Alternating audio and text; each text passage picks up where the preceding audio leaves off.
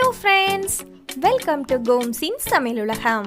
இன்னைக்கு நாம பார்க்க போற ரெசிபி ரொம்ப ரிச்சான சூப்பரான காஜு கத்லி வீட்லயே எப்படி பண்ணலாம் தான் பார்க்க போறோம். இந்த ரெசிபி செய்யறதுக்கு 5 to 10 minutes தான் ஆகும்.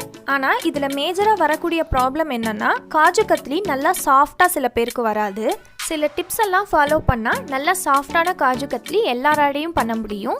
இப்போ பண்ண ஸ்டார்ட் பண்ணலாம். முதல்ல முந்திரி பருப்பை மிக்ஸி ஜாரில் சேர்த்துட்டு பல்ஸ் மோடில் பவுட்ரு பண்ணி எடுத்துக்கணும். நான் இன்னைக்கு 3/4 கப் அளவுக்கு முந்திரி பவுடர் எடுத்திருக்கேன்.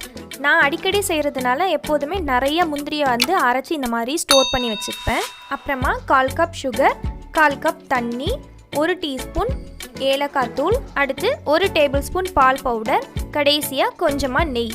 எப்போதுமே காஜு கத்லி செய்ய ஸ்டார்ட் பண்ணுறதுக்கு முன்னாடி இந்த மாதிரி ஒரு பட்டர் பேப்பர் இல்லைன்னா ஒரு பிளேட்டில் நெய் தடவி நம்ம ரெடியாக வச்சுக்கணும் ஃபஸ்ட்டு. ஏன்னா பர்ஃபி ரெடி ஆனதும் நம்ம உடனடியாக அந்த பாத்திரத்துலேருந்து வேறு ஒரு இடத்துக்கு ட்ரான்ஸ்ஃபர் பண்ணிடணும். இல்லைன்னா அந்த பாத்திரத்தோட ஹீட்டில் இன்னும் கொஞ்சம் பர்ஃபி ஹார்டாயிரும். முதல்ல இதை ரெடி பண்ணி வச்சுட்டு தான் அடுத்து பர்ஃபி செய்ய ஸ்டார்ட் பண்ணணும்.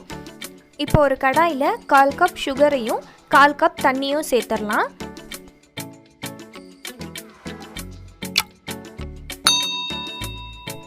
இப்போ இந்த சுகர் நல்லா கரைஞ்சி 1 ஸ்ட்ரிங் கன்சிஸ்டன்சிக்கு வரணும்.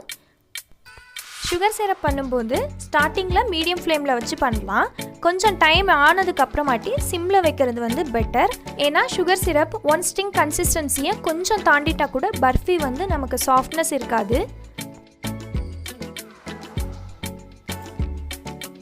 இப்போது சுகர் 1 ஸ்ட்ரிங் கன்சிஸ்டன்சிக்கு வந்துடுச்சு. இப்போ இதில் நம்ம உடனே முந்திரி பவுடரை ஆட் பண்ணிடணும். இப்போவும் அடுப்பு சிம்லேயே இருக்கட்டும். எல்லாத்தையும் நல்லா மிக்ஸ் பண்ணிடலாம்.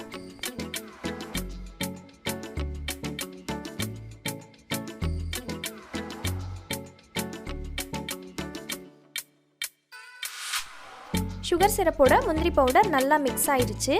இந்த ஸ்டேஜில் இதில் 1 டேபிள் ஸ்பூன் பால் பவுடர், அப்புறமா வாசனைக்காக கொஞ்சம் ஏலக்காய் தூள் சேர்த்துட்டு இதை நல்லா மிக்ஸ் பண்ணிடலாம்.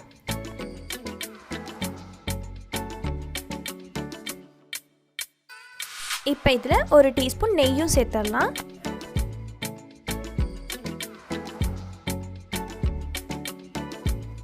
நெய் சேர்த்துட்டு நல்லா மிக்ஸ் பண்ணியாச்சு.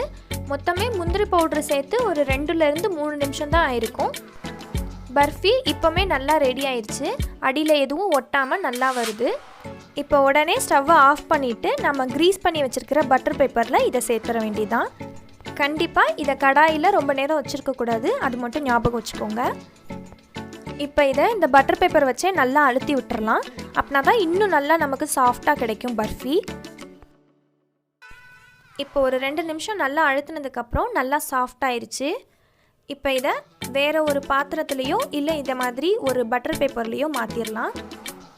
இப்போ இதுக்கு அந்த டைமண்ட் ஷேப் கொடுக்கறதுக்காக இது மேலே இன்னொரு பட்டர் பேப்பர் போட்டு நான் தேய்க்க போகிறேன் சப்பாத்தி கட்டையை வச்சு.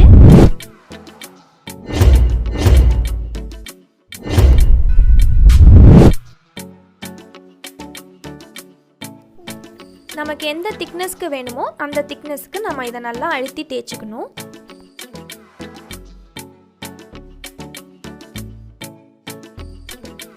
அவ்வளோதான், தேய்ச்சாச்சு. இப்போ இதை ஒரு கத்தி வச்சு பீஸ் போட்டுற வேண்டியதான்.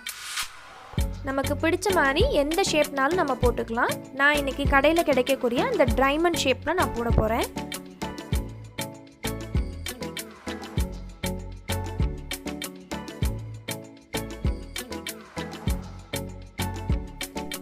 பீஸ் போட்டாச்சு. இப்போ இதை நான் எடுத்து காட்டுறேன் பாருங்கள். எடுக்கும்போதே எவ்வளோ சாஃப்டாக இருக்குது. கண்டிப்பாக நீங்களும் உங்கள் வீட்டில் இந்த ரெசிபியை ட்ரை பண்ணுங்கள். உங்களுக்கு இந்த வீடியோ பிடிச்சிருந்தா Goms'N சமையல் உலகம் சேனலுக்கு சப்ஸ்கிரைப் பண்ணுங்கள். அப்படியே அந்த பெல் ஐகானையும் கிளிக் பண்ணுங்கள்.